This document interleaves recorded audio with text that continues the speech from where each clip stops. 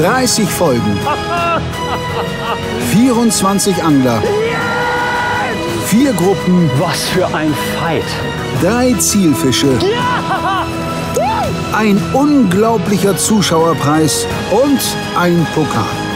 Der YouTube Predator Cup 2021 wird präsentiert von Finnwal, LMAB und Hecht und Barsch.de. Hallo liebe Zuschauer und herzlich willkommen zur 10. Folge des diesjährigen YouTube Predator Cup und damit zur 2. Folge der Gruppe C.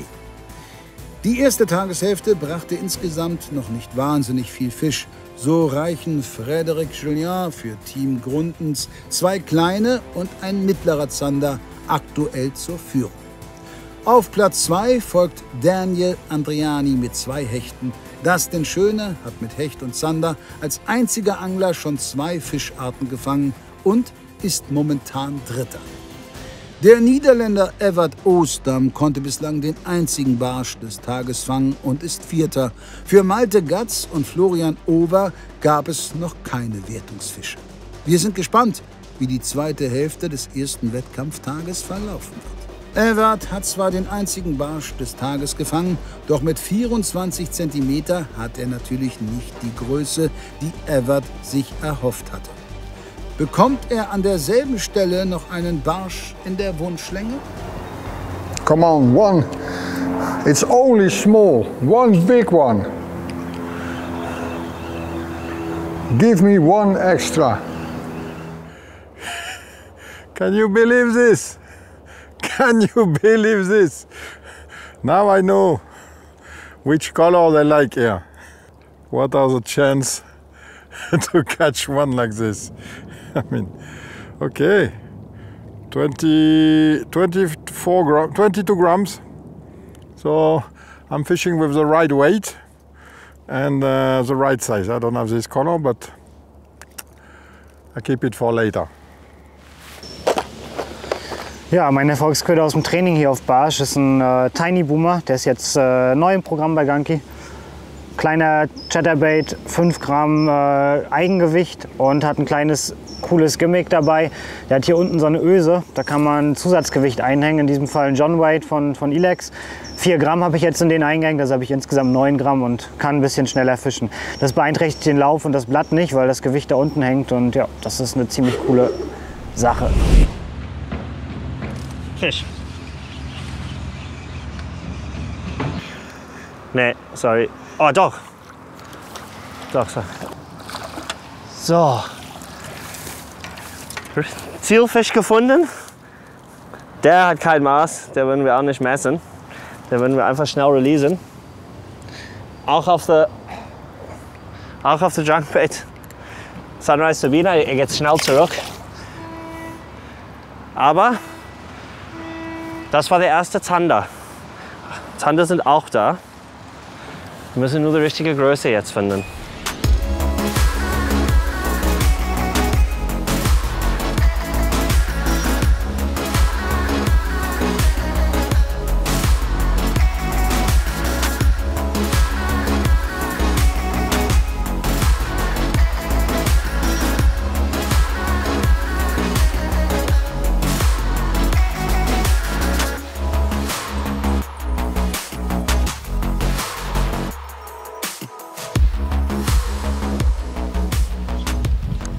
Oh, hast du es gesehen?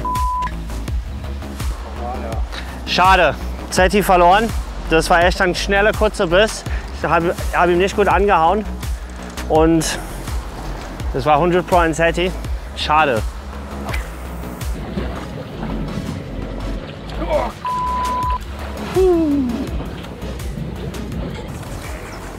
Holy shit.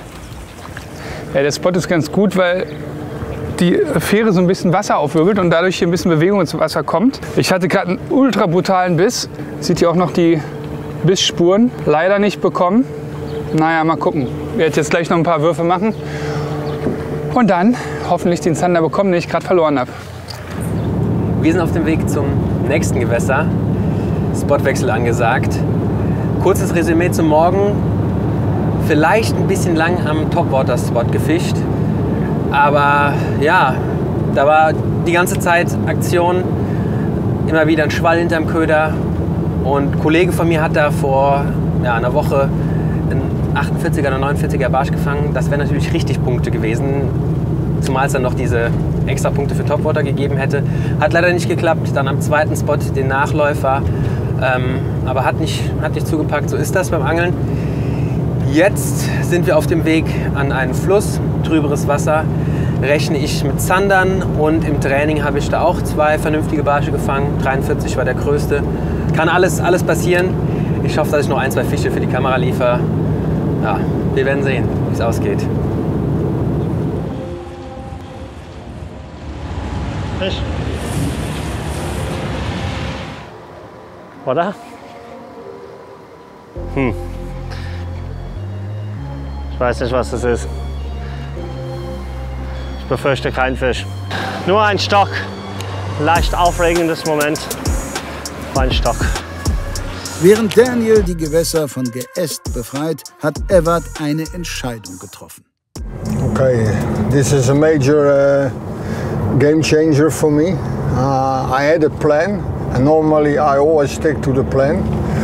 But since we know the results on day 1, there is caught some pikes by Daniel. He's got 2, and the biggest one is around 80, I guess. Dustin has also a pike.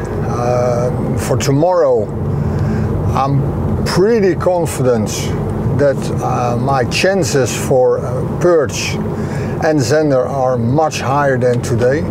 Today is not the best day for fishing for perch and zander, so I decided to let it be and go all in now for a big pike. We go to a small lake. It's a crystal clear lake. Normally not the best conditions in this type of weather, but I have to take the chance. It's all or nothing, and yeah, I give it a go. I have no other options. So thumbs up and support me for a big fish, especially pike. Ja, Topwater Time, das ist der Hedora 95F. Ist so ein Mix aus Stickbait und Popper. Man kann ihn Walk the Dog führen, man kann ihn aber auch mal stehen lassen und ihn einmal poppen lassen. Ja, wie bekannt mit einem Federhaken am Ende. 9,5 cm lang, fliegt ganz gut und mal schauen, ob jetzt über dem Kraut vielleicht Topwater was passiert.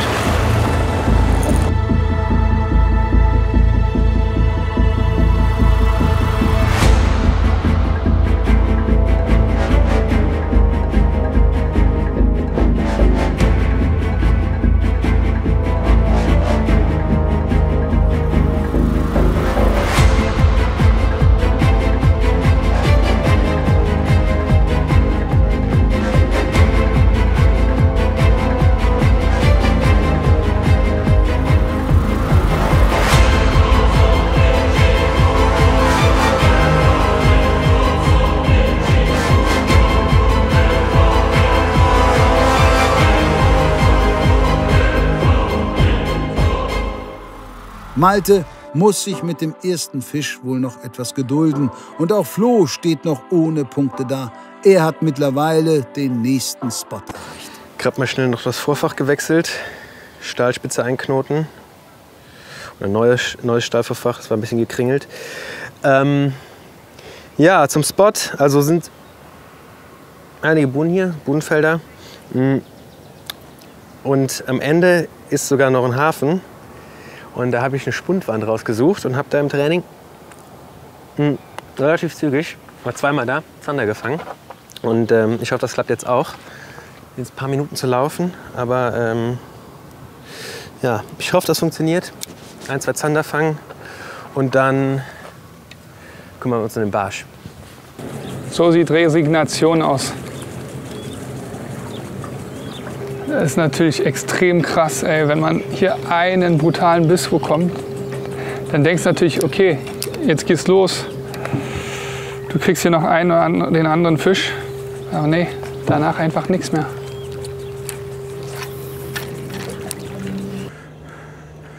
current just changed. Now it's coming into this harbor.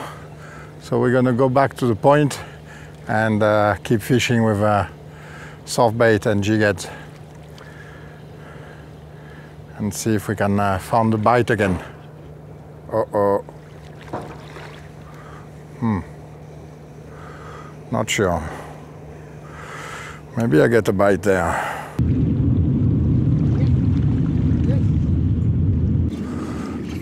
Ah! Oh! Echt?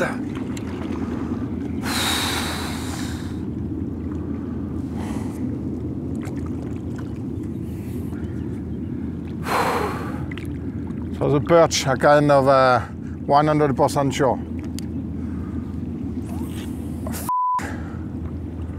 Also es ist echt schwer, muss ich sagen, bei mir. Also man sieht, ich habe nur eine untermaßige Zander bis jetzt gefangen, vom jetzt auf Zander. Und ich habe auch gesehen, natürlich in der Gruppe, heute wird die Ergebnisse, also der Fänger direkt in eine WhatsApp-Gruppe, wo wir das alle mitbekommen. Und da sehe ich auch, es wird nicht viele Fische gefangen. Also es ist einfach ein schwieriger Tag, muss man irgendwo ein bisschen akzeptieren. Vielleicht wegen irgendwelcher bestimmten Bedingungen. Morgen sollte es deutlich kühler werden. Vielleicht wissen die Fische jetzt bereits schon Bescheid und diesen Umschwung können die jetzt schon spüren sozusagen, obwohl es noch sehr, sehr heiß hier ist. Ja, deswegen ist es nicht einfach für alle und ich muss mal einfach weiter angeln. Die Sache ist, ich bin mir sicher, hier sind Zander, genauso wie auf der letzten Stelle. Die können nicht alle weg sein auf einmal. Es ist ein super Fluss. Klar, die können natürlich weg sein, theoretisch, die können wegschwimmen. Aber es gibt hier zu viel Struktur, es ist eine sehr, sehr schöne Struktur hier unten. Und ich bin mir relativ sicher, es ist nur eine Frage der Zeit, bis die anfangen zu beißen. Ich hoffe natürlich, dass der Zeit kommt vor 16 Uhr. Wechsel wieder der Köder jetzt auf einen Jig-Spinner. Vielleicht steht ein Barsch hier. Oder manchmal die Zander tatsächlich beißen auch auf den Jig-Spinner rauf. Probiere auf jeden Fall einfach ein paar Würfe. Kann nicht schaden, ich möchte den Spot relativ bald wieder verlassen. Weil ich möchte einfach meine letzten 2 Stunden an dem Spot haben, wo ich vorhin war. Da habe ich am meisten Vertrauen.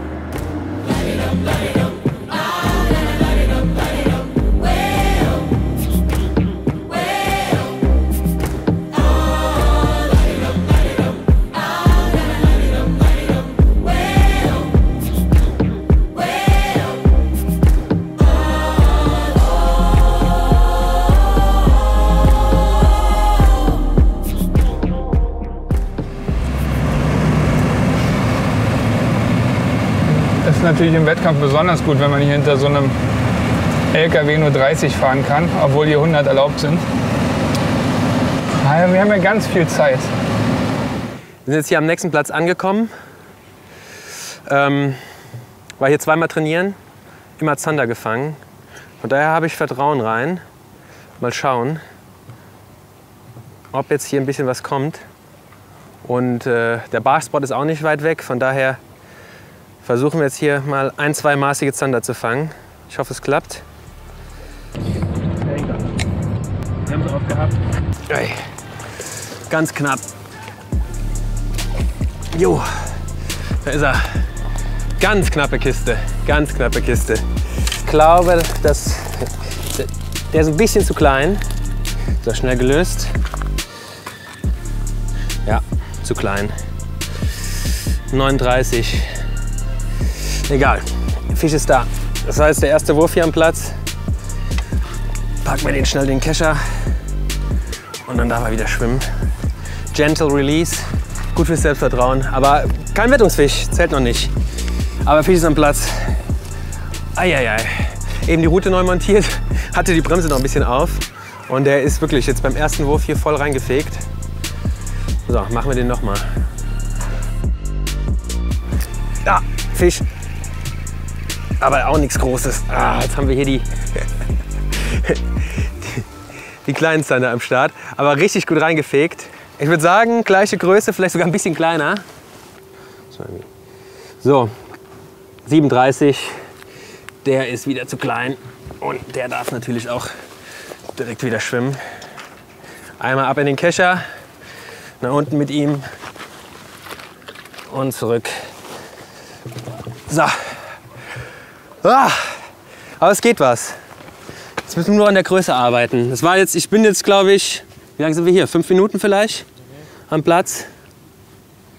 Und die Zander beißen. 4 Fische gefangen und keinen für die Wertung. Das müssen wir auch erstmal hinbekommen.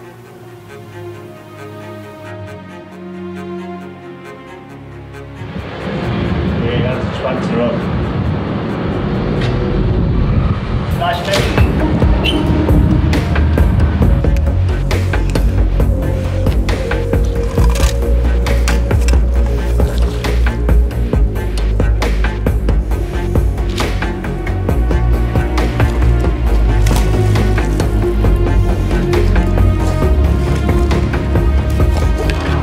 Yes! Ja! Ja, Mann! Ich wollte gerade gehen. Wow, es ist nicht so easy mit dem Keschern, ja. Ich wollte gerade gehen, habe mit dem Jigspinner echt jetzt ein Biss auf dem Zander. Der Zander hat echt gebissen auf dem Jigspinner. Gibt's doch nicht. Also, habe natürlich das gehofft, aber richtig nice. Auch nicht so klein. Auf jeden Fall eine maßige. Wow, Wahnsinn. Der hat echt weit oben gebissen, der Zander. Da sehen wir es mit der Berkeley Pool Spintail auf unsere Custom Color Real Perch. Richtig geil. Jetzt muss ich mal kurz messen. So, Moment der Wahrheit. Was ist das? 62,5. Stimmt. Mit dem mutmaßlich letzten Wurf an der 3. Stelle kann Daniel diesen wunderschönen 63er Zander unter der Brücke hervorzaubern und sich damit 81,9 Punkte sichern. Er hakt die 2. Fischart ab, zieht an Fred vorbei und ist nun Erster. So, richtig nice. Jetzt ist der 2. Fischart auch da, der Zander. Ich muss hoffentlich noch 2 Zander fangen, weil ich möchte unbedingt auf die 5 Fische heute kommen. Dass ich wirklich nur einen Barsch brauche für morgen. Aber richtig gut mit dem Jigspinner. Richtig, also unglaublich. Ich habe ehrlich gesagt erstmal ihm auf den Boden gejiggt, eine Weile, so gefaulenzt. Und dann einfach am Ende so ein bisschen nach oben gekurbelt und genau da ist er dann raufgeballert. Tja, Wahnsinn.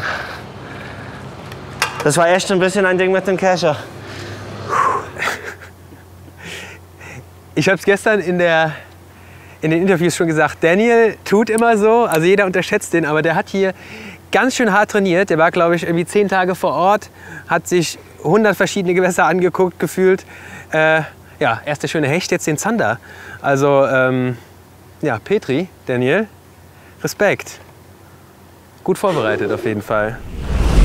Ja, neuer Platz, neues Glück, wie so oft heute. Es ist jetzt heute eine flache Bucht geworden. Es ist halt heute mega heiß, darum sind hier ein paar Badegäste unterwegs, ein paar Jetskis liegen da am Strand, ein Boot ankert hier. Ich weiß nicht, ob das so gut ist, aber im Training gab es den sehr, sehr großen Barsch auf den Tiny Boomer, auf den kleinen Chatterbait, den ich jetzt auch wieder dran habe. Und es wäre so geil und so wichtig, den noch zu fangen und ja nicht als Schneider den Tag zu wenden. Das wäre mir sehr unangenehm, aber gut, es ist immer noch alles möglich. Okay, last spot for today.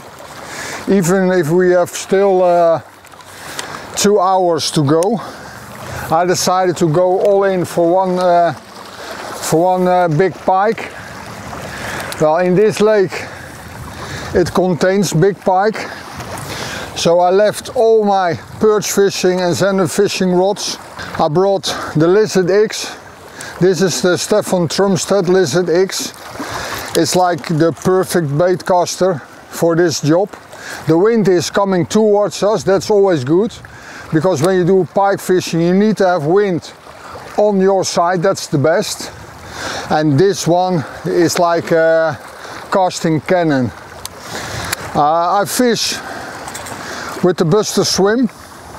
It's a swim bait from Strike Pro. It looks like the Buster Jerk, but it's just a little bit smaller and just a little bit thicker. And it's got a high, it's like a magnet for pikes. You can see all the scratches and the marks owner hooks attached to it, the BFT titanium leader.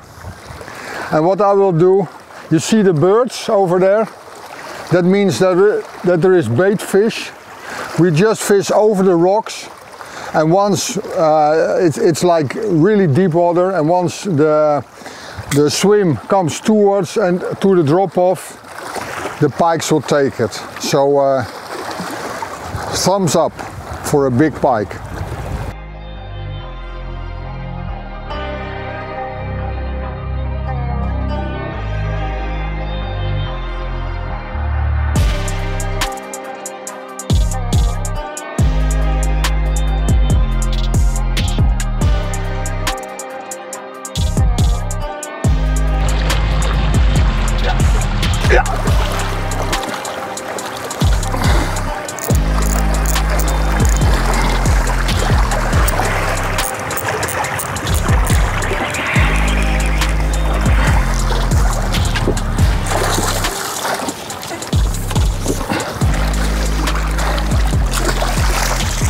Yes! Yes! I knew it! The gamble pays off! Wetten the measure board. Always do that. Approved. It's not a monster, but I'm so over the moon with this fish. I'm gonna quickly release the fish now and hopefully take a new one.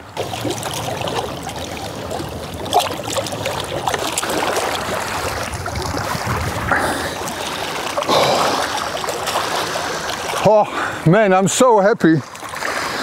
We took a huge gamble to leave my game plan, and I said to myself, okay, stop it, don't go for zander, don't go for perch. If you want to win, or at least make a chance for the top 3, you need to have pike. And first spot, third cast, bang, fish on. Everts radikale Planänderung trägt sofort Früchte. Am neuen Spot sind Köder und Technik sofort erfolgreich, so dass er sich weitere 73 Punkte erkämpft und nun als dritter Angler schon 2 Fischarten gefangen hat. Natürlich ein sehr gefährlicher Angler, kommt aus Holland, kennt sehr, sehr viele Spots. Was auf alle Fälle für mich feststeht, ist, dass überhaupt eine Chance zu haben, muss ich meine Karte voll machen. Ich denke, wenn man eine volle Karte hat und dann rausfliegt, so wie es bei mir war letztes Jahr, ist es dann auch irgendwo ein bisschen Pech auch dabei. Ey, alles Zone 2, ne? Also Respekt an die Jungs von Zone 2. Da scheint es ein bisschen besser zu laufen als hier. Also morgen hier 3 Fische in der Zone fangen und die Karte ist voll. Da bin ich noch weit von entfernt, leider. Aber ich will noch nicht aufgeben. 2 Stunden habe ich noch. Hoffentlich kommt noch was.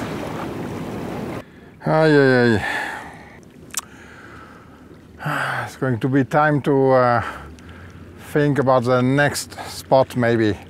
If this one still don't deliver, I have another one that look approximately the same.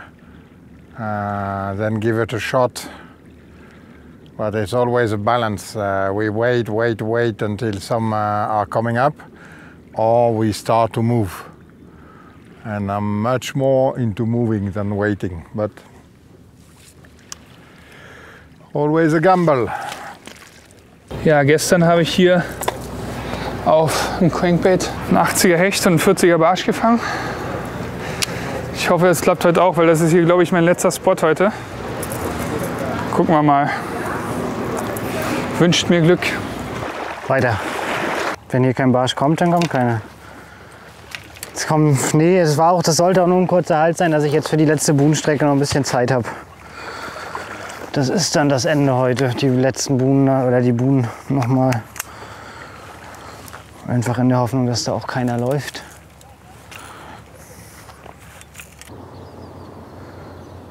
Der Meister, der richtet es wieder. Ja, wenn es nicht läuft, dann läuft es auch richtig nicht. Da fangen die Leute neben dir einfach einen Fisch und du kackst total ab. Scheiße.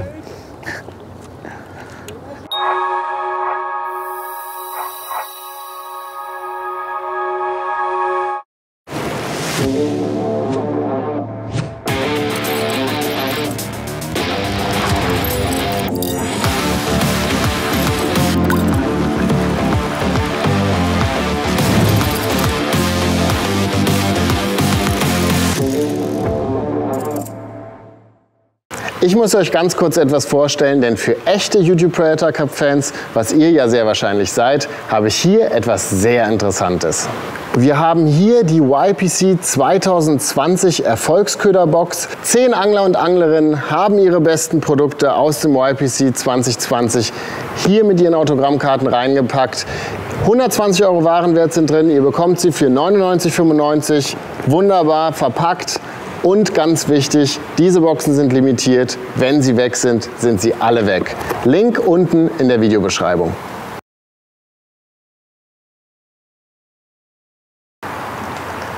Warum ich hier in kurzen Hosen sitze und euch jetzt von einem Adventskalender erzähle, ich gebe es zu, es ist ein bisschen absurd, aber ich wollte keine Zeit verstreichen lassen, dem YouTube Predator Cup Publikum vom besten Deal des Jahres zu erzählen. Ihr findet in diesem Kalender 24 exklusive Produkte von 11 Top-Marken. Exklusiv bedeutet, hier sind keine Restbestände aus irgendwelchen Lagern zu finden, sondern eigens produzierte Produkte nur für diesen Kalender. Exklusive Farben, exklusive Zusammenstellung, also wirklich was ganz, ganz Besonderes. Darüber hinaus gibt es wieder 24 Möglichkeiten für einen Hauptgewinn. Wir haben nämlich wieder an jedem Tag ein goldenes Ticket versteckt. Ihr könnt zum Beispiel einen Angeltag mit Dustin Schöne gewinnen, ein Guiding mit Enrico Di Ventura oder einen Topwater-Kurs mit Mark Ptaschowski, nur um ein paar Beispiele zu nennen. Und wer mit Exklusivität, Top-Marken und goldenen Tickets nichts anfangen kann, für den haben wir jetzt noch ein letztes schlagkräftiges Argument, nämlich den unglaublichen Preisvorteil. Wir haben hier einen Warenwert von ungefähr 175 € im Kalender verpackt und kaufen könnt ihr den Kalender für 99,95 € plus Versand. Der Kalender ist bereits seit einer Weile vorbestellbar. Es haben auch schon sehr, sehr viele diesen Kalender vorbestellt. Daher, wer einen möchte, guckt bitte unten in die Videobeschreibung, klickt auf den Link, kann seinen vorbestellen und supportet damit natürlich auch wieder den YouTube Predator Cup.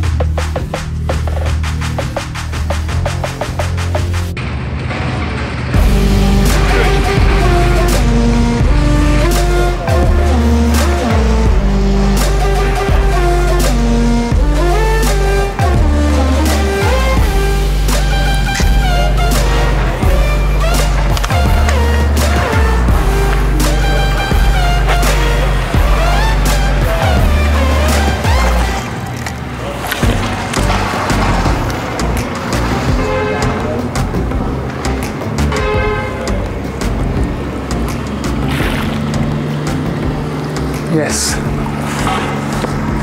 Yes, yes, yes, das war wichtig. Der Crank hat wieder zugeschlagen. Da. Schöner Fisch, kein Riese. Very, very Thank you. Okay, mal messen. Schiedsrichter guckt auch. Ja, 61. Leider hier. Ne? 61er Hecht. Ja. Kein Riese, aber wichtige Punkte. Der Crankbait lässt mich echt selten im Stich. Vor allem, wenn man suchen muss, ist so ein Crankbait was richtig Geiles. Vorhin wusste ich, wo die Zander sind, ne? Deswegen habe ich getwitcht. Aber wenn ich jetzt suche hier, dann kurbel ich nur schnell ein und nehme vor allem hier so Crankbaits. Mitten in der Stadt und begleitet von lauten Glückwünschen kann Dustin einen 61er Hecht landen. Das freut ihn, die Zuschauer und sein Punktekonto, zu dem so weitere 61 Ziele addiert werden, was für Dustin vorübergehend Platz 2 bedeutet. Flo ist trotz der vielen Rückschläge weiter hoch motiviert. Bin jetzt hier ein Stück weiter gelaufen, entlang der Spundwand und habe mich hier in so ein Eck reingestellt. Hier vorne haben wir ein schönes Krautfeld und im Sommer ist es oft so, dass die Zander wirklich flach stehen in den Buhnen, also 1 Meter tief im Kraut. Und ich werde jetzt hier mit so einem Easy Shiner 5 Inch Fisch- und Fang Spezialfarbe einem Offset-Haken fischen. Und dann kann man einfach schauen, hier vorne hört das Kraut irgendwo auf, macht so einen Parallelwurf, die Schnur aufkurbeln und dann lasse ich den nach unten sinken zum Grund. Sind glaube ich nur 2,5, 3 Gramm Blei dran, aber ich habe das im Training ausgecheckt. Hier ist ungefähr 1 Meter, 1,50 Meter tief, das geht. Und dann kann man den wirklich manchmal ganz langsam in Zeitlupe auf das Kraut zukurbeln. Und auch dadurch, der Köder geht dadurch, ohne sich irgendwie großartig zu verfangen. Und manchmal klappt das dann auch mit einem guten Zander hier. So, Sabine Sunrise wieder. Hat mir auch ein schöner Hecht gebracht, letzte Mal an der Stelle. Jetzt soll sie mir einen schönen Zander finden. Also ist ein bisschen mehr Strömung als vorhin. Dauert länger jetzt die Absinkphase mit 10 Gramm.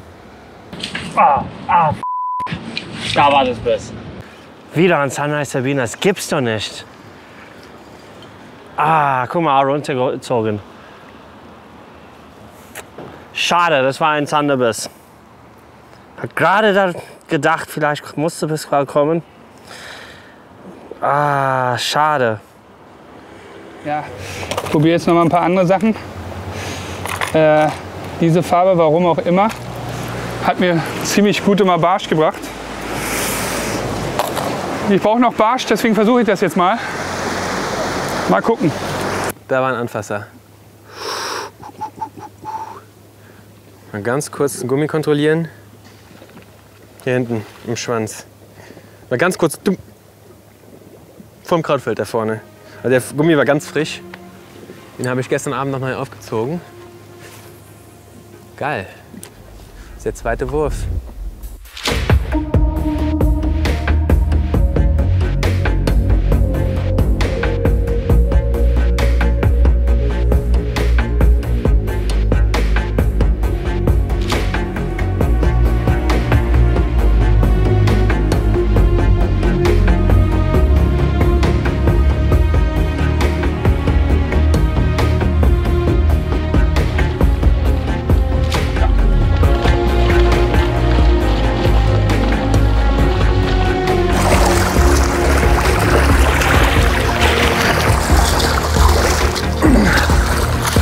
Yes!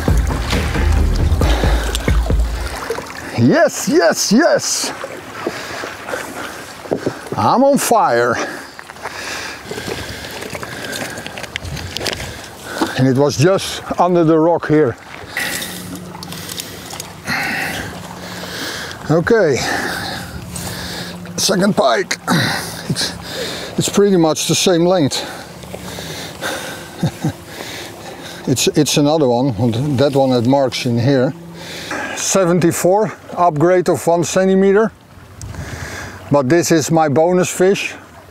I only need 2 extra, then that list is full and I can tomorrow hammer for perch and zender. But again, very happy. I will release it now. That's the benefit of hike shoes. You can stand into the water.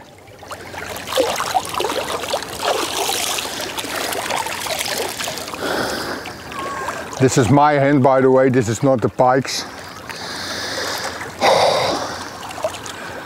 Happy angler, happy angler. Quasi auf Sicht kann Evert seinen nächsten Hecht haken und nach einem kompromisslosen Drill in den Kescher bringen. Er holt sich weitere 74 Punkte, überholt Dustin und Fred und ist jetzt Zweiter. Der Plan mit den Hechten ist voll aufgegangen. And you know what? My personal slogan, keep on hammering.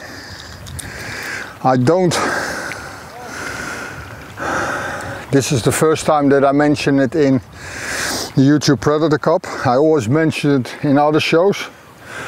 But you see me struggling for like 6 hours straight. But I'm still positive, I'm still pumped up, still have the motivation. And you see, new spot and boom, boom, it pays off. So keep it in mind, never give up. Every cast there can be a fish. Let's go for number 3. Little bit of limbo.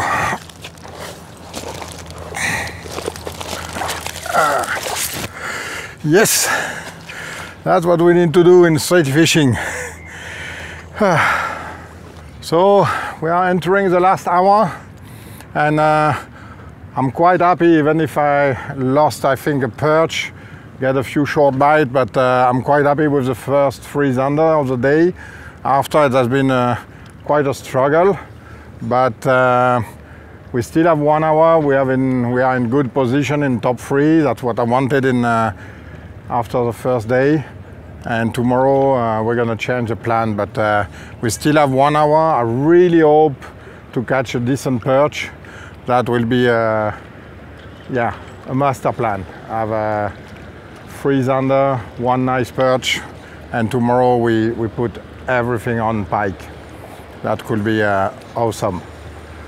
But yeah, as expected, Evert delivered, Dustin delivered, and Daniel also is making a good day. So never give up.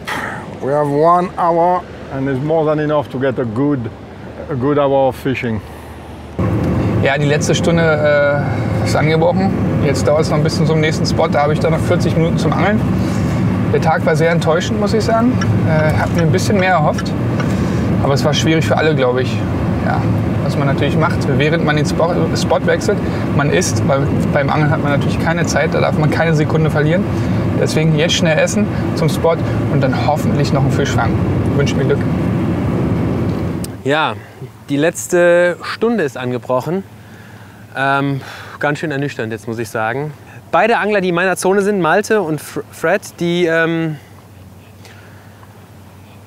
heute auch nicht so richtig gerockt. Malte ist, glaube ich, bisher ohne Fisch und Fred hatte heute Morgen relativ zügig 2 maßige Zander, aber auch keine Riesen.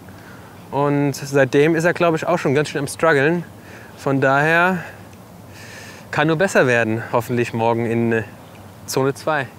Ja, ich habe hier nochmal gerade meinen kleinen Boomer für Barsch ins Wasser geschickt und mal auf die Uhr geguckt. Die letzte Stunde ist angebrochen. Ja, für mich natürlich nicht so geil. Ich renne irgendwie immer noch dem ersten Fisch hinterher. Es wird absolut Zeit, dass nochmal einer kommt. Ich hoffe ganz doll, dass das jetzt in der letzten Stunde irgendwo noch einmal Rums macht. Egal was, Hauptsache es zählt, Hauptsache es ist ein Fisch, muss nicht mal groß sein. Aber das Einzige, was bisher beruhigt, dass die anderen auch noch nicht ultra gut gefangen haben. Es hat zwar bisher dann jeder gefangen. Ja, ist mir auch ein bisschen unangenehm, dass noch nichts gebissen hat, aber so ist Angeln. Der Fluss hier ist super schwer. Das war von vornherein klar, dass das hier make it or break it ist. Und aktuell ist es eher so, dass es nicht so gut für mich läuft.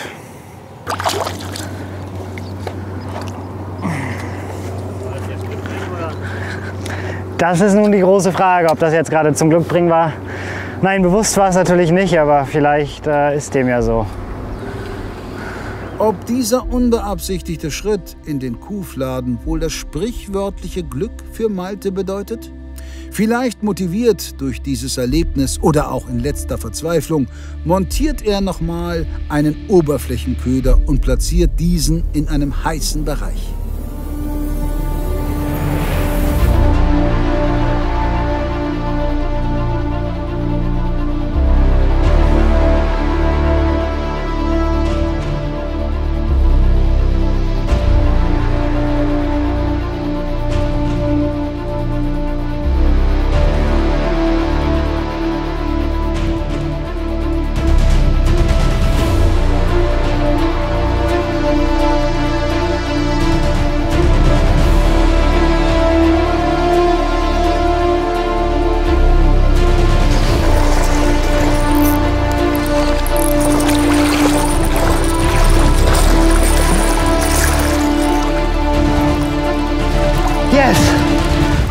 Oh ja. Oh, was eine Erlösung. Barsch auf Topwater. Gar kein schlechter. Oh, schön genommen den Hedora. Super gehakt. Oh, was war das spannend, wenn ihr meinen Herzschlag gerade fühlen könntet. Druckabfall hoch 10, hoch 1000. Mega geil. Mega geil.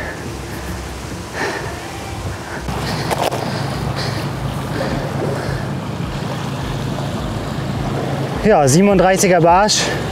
Perfekt, so soll es sein. Unterschätzt bitte nie die Wirkung von Kacke am Schuh.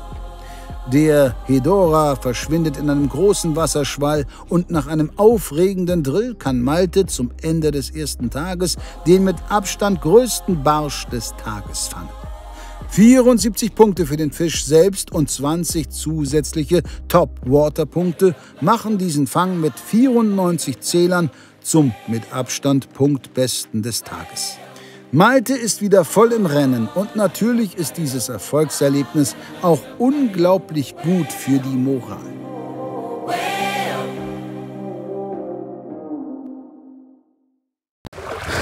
Wenn man Steine fallen hören könnte vom Herzen. Leute, Leute, Leute, Leute. Ich habe ja fast selbst nicht mehr dran geglaubt, aber zum Glück weiterhin durchgezogen, nochmal Topwater hier probiert. Hier ist es ein kleines bisschen flacher. Der kam die Kante hoch, hat super gesessen. Ein schöner Biss. Ich hoffe, ihr seht ihn live. Und jetzt geht's weiter und ihr glaubt gar nicht, wie happy und glücklich ich bin und was für eine Last gerade von meinem Herzen gefallen ist. Weiter geht's. Oh Mann, ey. Jetzt bin ich, glaube ich, der Einzige ohne Wertungsfisch. Malte, 37er Barsch auf Topwater. Sind ja, 74 Punkte. Plus 20 dazu, das haut mal richtig rein. Krass. Aktuell also auf Platz 6. Aber ey, das ist Angeln. Man kann alles trainieren und im Wettkampf ist es dann oft anders. Kommt anders, ist schwieriger.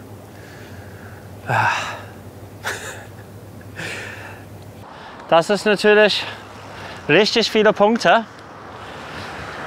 Und ich habe auch natürlich auch gerechnet, dass eigentlich das alle noch weitere Fische fangen wird.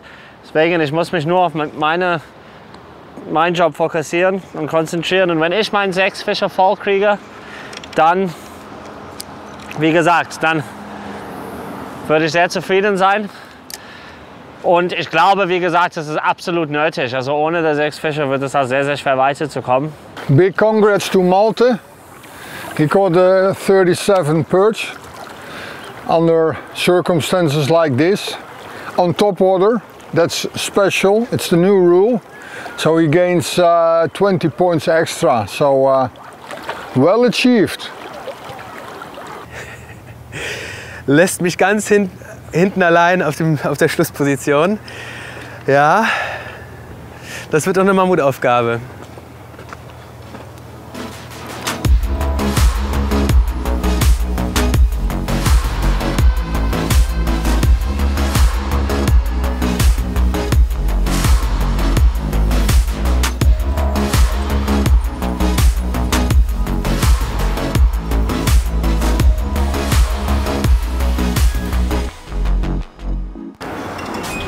Fisch!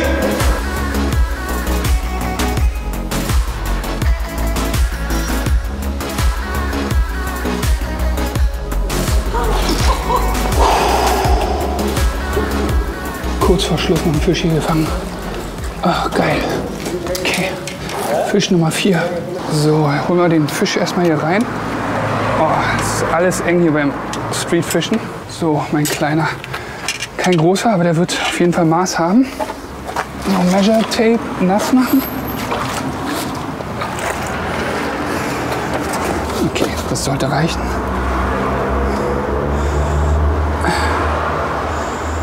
...46 ist über 45, wie man sieht. Immer 45,5, also 46. Oh, das bringt mich echt weiter. 46er Zander. Ich habe selten so über so einen kleinen Zander gefreut, aber sehr, sehr schön. Vor allem hier in diesem Ambiente. Schnell zurück, vielleicht schaffst du ja noch einzufangen. Ja. Nachdem Dustin noch einmal zu seinem ersten Spot des Tages zurückgekehrt ist, kann er dort einen 46er Zander landen, der sehr wichtig für sein Punktekonto ist. Der überholt Evert und Daniel und schiebt sich auf Platz 1. When you choose your jig head, make sure that the ratio for the size of the hook is good with the size of the bait. Don't put too much big hooks. You're gonna kill the action and you're gonna kill the attraction of the lure. So like this I get a cool opening there for the hook set, and then I get more body free. Yeah. Take it. You saw it? Yeah.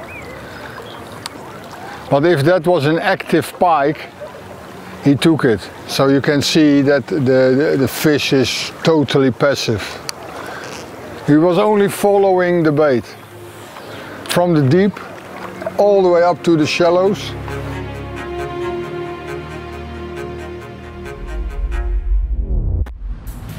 Oh, fish. Thunder.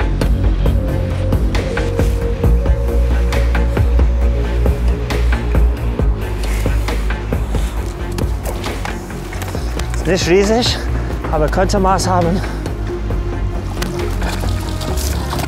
Nein.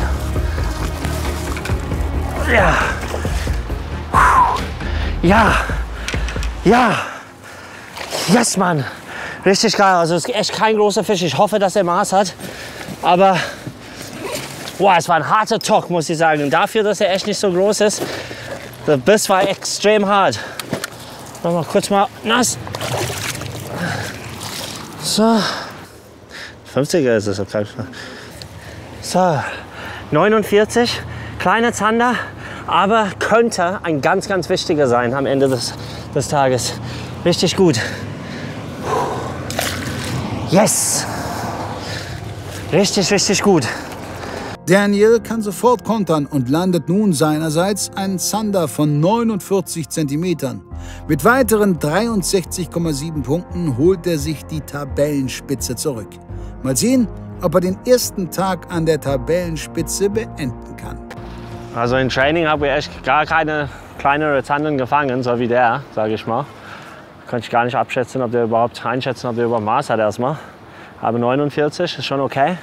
Ist natürlich erstmal klein, aber wie gesagt, man musste 6 Fische erstmal voll kriegen und das ist nicht einfach. Schwierige Bedingungen. Oh, jetzt! Ist der auch klein? Nee, der ist zu klein. Nee. Leider zu klein, aber 2 Bisse kurz hintereinander. Vielleicht jetzt sind der Zander jetzt ein bisschen mehr da und vor allen Dingen, die waren die ganze Zeit da, glaube ich. Aber jetzt ein bisschen mehr bisswillig. So, weiter geht's.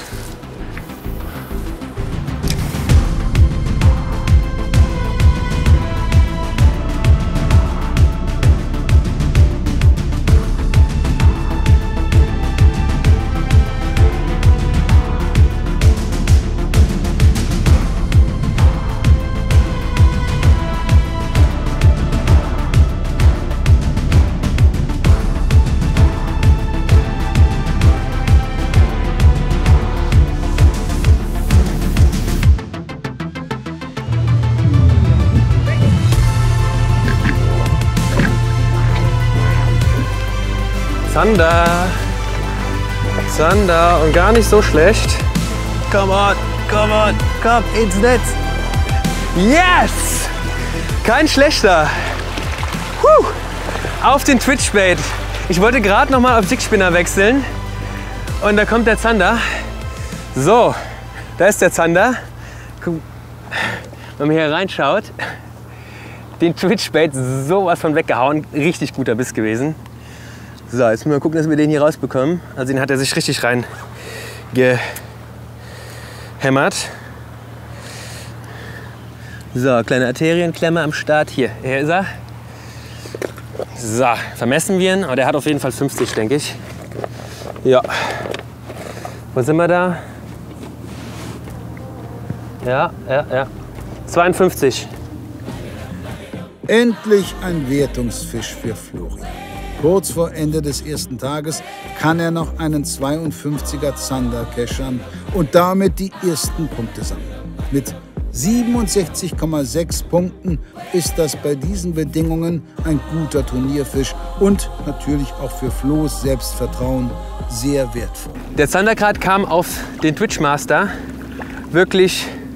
Hier vorne verläuft so eine Rinne, hinten ist Sand und hier die Steinpackung und ja, hier verläuft so eine schöne Rinne und dann kann man den Twitchbait da echt geil drin angeln und der Biss war brutal. Also ihr habt gesehen, das Ding komplett einmal gedreht im Schlund, hat er sich richtig weggesnackt und ja, freut mich auf jeden Fall jetzt. Noch ein Fisch für die Wertung, vernünftiger Zander auch, ja, und ein bisschen was heute passiert auch über den Tag. Lief natürlich nicht wie geplant, kein Barsch auf Topwater, aber so ist das. So, das ist der letzte Wurf für heute.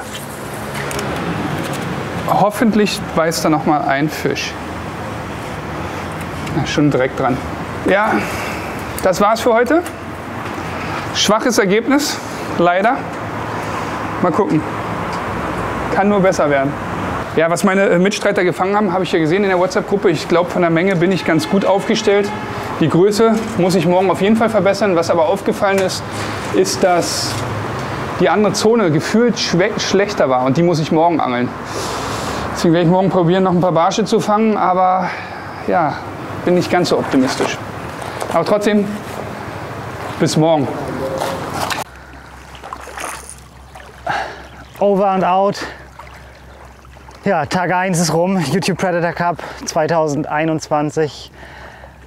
Mann, was war das schwer, Mann, was habe ich gestruggelt und Gott sei Dank habe ich den Edora ein bisschen Vertrauen geschenkt und ja, noch meinen Fisch gefangen, mich entschneidert. Zum Schluss haben sich alle noch entschneidert, auch Flo hat noch einen maßigen Fisch jetzt zum Ende gefangen, dickes Petri dazu. Ich kann echt nachempfinden, wie es dir gerade ergangen sein muss nach so langer Zeit ohne Wertungsfisch und ja, nun bleibt abzuwarten, was morgen in Tag 2 passiert. Eine grobe Taktik steht schon, ja, dazu verrate ich euch dann morgen früh mehr. Bleibt dran, seid gespannt und in diesem Sinne, bis morgen. I'm not super happy about my result today. I really wish that I could catch a little bit bigger zander on this spot. I know they are there, but this morning, immediately after 3 fish, the bite went down totally. I don't have many regrets because I didn't lose many fish, I just lost one. And that was my plan anyway, to stick really perch and zander kind of on the same spot with 2 spots today. Tomorrow I'm still in the game. I was going to go only for pike. I still need this perch, so I'm gonna Google all my points and all the previous work that I've been doing. And good job for the one that are leading. I think I might be still top 3 in contention to qualified. But yeah, it's at the end of the ball that we pay the musician. So let's see what's about tomorrow. See you guys. Bye bye. Leute, das war echt ein sehr aufregender Tag. Für mich zumindest. Ja, hab alles gegeben, alles versucht. Also ich habe einen klaren Plan heute, Hecht und Zander zu fangen. Der Plan ist halbwegs aufgegangen. Im Polder nicht ganz, wie ich gedacht habe, aber dafür habe ich einen deutlich besseren Hecht hier gekriegt bei meinen Zanderstelle. Der Zander war auch nicht ganz so groß wie erhofft, aber ich sag mal, ein Ü60er Zander ist nicht so schlecht, auf jeden Fall. Und ich denke, punktmäßig, ich habe ehrlich gesagt keine Ahnung. Ich muss mal noch mal schauen. Ich habe eine Weile jetzt nicht mehr auf dem Handy geschaut natürlich, um ein Update zu kriegen. Ich denke, ich bin schon in der oberen Drittel oder der oberen Hälfte zumindest. Und das ist schon okay, das ist ganz gut, aber klar, ich muss morgen wirklich alles geben und 2 gute Fische fangen, am besten 2 gute Barsche. Drückt die Daumen, Leute. ich drücke meine Daumen auch richtig doll. Bis nächste Mal. Ciao. Pike knuckles. It's my souvenir of the gamble of the first day. It was a tough day. My first experience in YouTube Predator Cup. But it was nice. In the ranking I maybe 5, maybe even 6 with 3 fish. I'm not proud of myself because it's too easy to blame the fish. You see it, I changed my total plan. Go to this spot and in like 20 minutes I caught 2 pikes. So it's all about making decisions. I always say it's too easy to blame the fish. You have to always blame yourself as fisherman.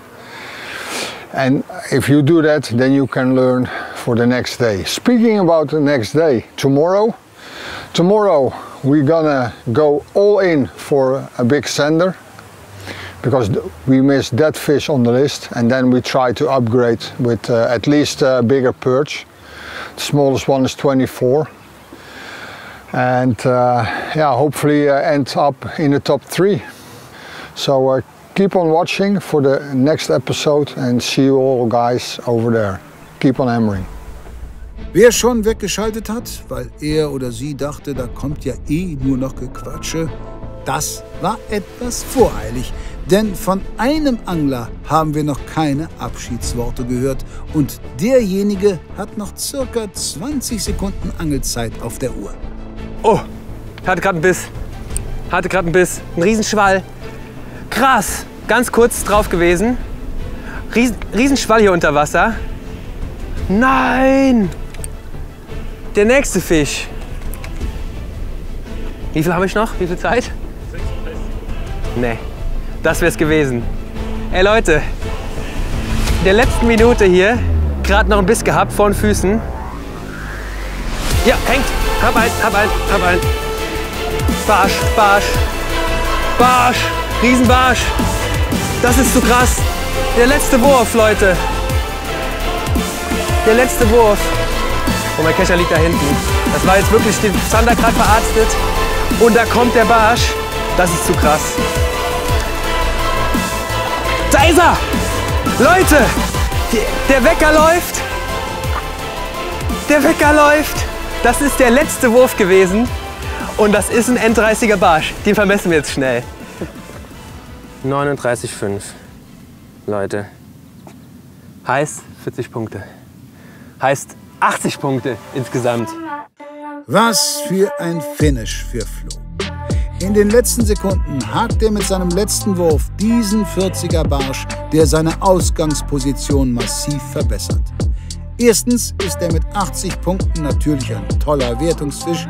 Zweitens ist die zweite Fischart für ihn abgehakt. Und drittens scheinen Barsche aktuell die mit Abstand schwierigste Spezies zu sein. Nachdem Flo und auch Malte mit extrem wichtigen Fischen in der letzten Stunde nochmal richtig punkten konnten, haben alle Angler reelle Chancen, am nächsten Tag bei der Entscheidung mitzuspielen. Und da geht er weg. Wollten nur eine kleine Starthilfe geben. Warte, machen wir noch einmal. Und weg ist er. Gerade gehört, Florian Over, 40er Barsch gefangen mit der allerletzten Wurf von ihm. Tja, so schnell kann es laufen, so schnell kann es gehen. Deswegen, morgen wird das echt ein krasser, heißer Battle. Das Ding ist überhaupt nicht vorbei. Unfassbar. Erst der Zander, dann der Barsch direkt hinterher. 1 Minute vor Schluss, erst den Fehlbiss gehabt, das Ding nochmal rausgeworfen. Ich glaube, Kameramann gefragt, sagte noch 39 Sekunden. Da haut er mir nochmal drauf. War wahrscheinlich der gleiche Fisch sogar. Auf den Twitchmaster hier, das Ding auch komplett inhaliert. Insgesamt bin ich natürlich jetzt sehr, sehr zufrieden mit dem Tag. Hinten raus doch nochmal in 5 Minuten den Tag gerettet. Der Morgen war ja ganz witzig mit dem Topwater. Falscher Fisch, nicht der Zielfisch an den Haken gegangen. Aber da hatten wir mal reichlich Action. Über den Tag war es dann doch recht zäh. Aber jetzt ist doch noch ein guter Tag draus geworden. Und ja, jetzt scheint auch wieder alles so ein bisschen möglich. Eben habe ich noch zum Kameramann gesagt, 6 Fische morgen, das wäre eine Mammutaufgabe, aber jetzt 2 Zander, 2 Hechte, alles möglich. Von daher ja, gehe ich zuversichtlich in den Tag in Zone 2. Hab da auch 2 Gewässer, eins für Hecht, eins für Zander und ja, werde das Beste draus machen. Ein kurzer Blick auf die Abschlusstabelle. Daniel führt mit 2 Hechten und 2 Zandern. Darunter sind 2 Fische mit 80 Pluspunkten. Seine Ausgangslage ist die beste. Dustin hat ebenfalls 2 Hechte und 2 Zander, doch seine Durchschnittsgrößen sind noch sehr ausbaufähig. Auf 3 folgt Evert mit immerhin 2 Ü70er Hechten und einem kleinen Barsch. Frederik war furios in den Tag gestartet, doch er hat erst eine Fischart und sein größter Zander misst nur 51. Daher hat er morgen ein ziemlich dickes Brett zu bohren, um weiterzukommen. Flo ist mit seinen 2 Fischen kurz vor Schluss dank der Größen voll im Rennen und Malte hat mit einem guten Barsch und 20 Topwater-Punkten ebenfalls einen richtig dicken Trumpf in der Hand. Welche 3 Angler es in die nächste Runde schaffen, seht ihr in Folge 3 und 4 der Gruppe C, die wir euch in der nächsten Woche am Freitag und am Sonntag zeigen werden. Über ein Like und einen Kommentar zu dieser Folge freuen wir uns natürlich sehr. Macht's gut!